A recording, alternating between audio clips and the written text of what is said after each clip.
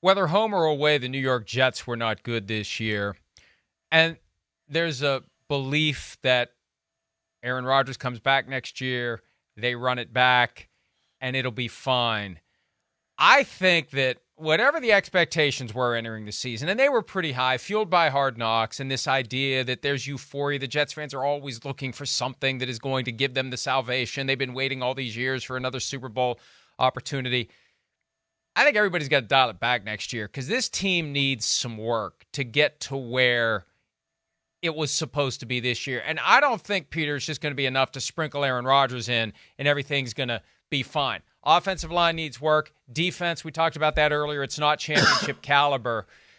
They've got some stuff to do here. And I think it's good for them to not carry the weight of expectations into 2024 the way they did this year. Let's see what they do this offseason. Let's see who they add. Let's see what they can do via the draft to try to improve the weak spots that will keep them from being what we thought they might be this year. Yeah, I found myself thinking about that last night, Mike. They kept showing Aaron Rodgers on the sidelines, and of course they are. I would too if I was the director and the producer of a telecast where, on the fourth or fifth play of the season, he's lost for the year. But the one thing I kept thinking about last night is that the Jets and Joe Douglas, for all of the things they've done right in the draft and all of the things they've done wrong in the draft, the one that really sticks out right now as a guy who's really going to hurt this team next year, unless they decide to move him, is Mekhi Becton. So Mekhi Becton, the 11th pick in the draft, I think in 2020, has just been a debacle. And there's no other way to look at it. He was drafted to be the long-term left tackle. And last night, look, there's no shame in giving up a sack to Myles Garrett. Some of the best tackles in the league either would or have done the exact same thing. But, Mike, here's a guy right now who, so far this season, leads the NFL in sacks allowed. It's either 11 or 12, I forget.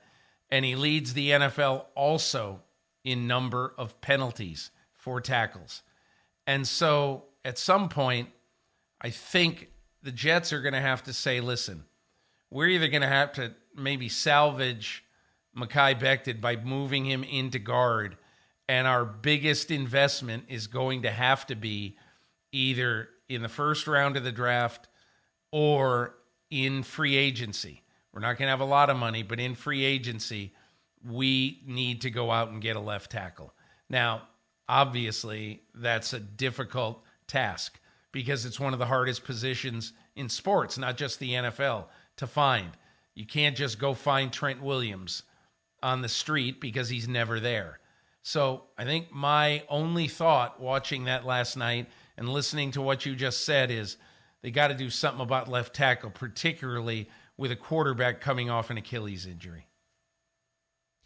Yeah, look, I agree with you completely, and they have more work that they need to do. And one of the things they need to do is not let Aaron Rodgers be the de facto assistant general manager next year, because the friends and former teammates of Aaron Rodgers haven't exactly made the team better this year. Although next year, Devontae Adams, who knows if they make a run at him. Let's go ahead and take a break. When we return, two of the big games, arguably the biggest games for Week 17, Dolphins at the Ravens and Lions at the Cowboys. We'll get you ready for those when PFT Live returns. Easy for him to say, returns right after this.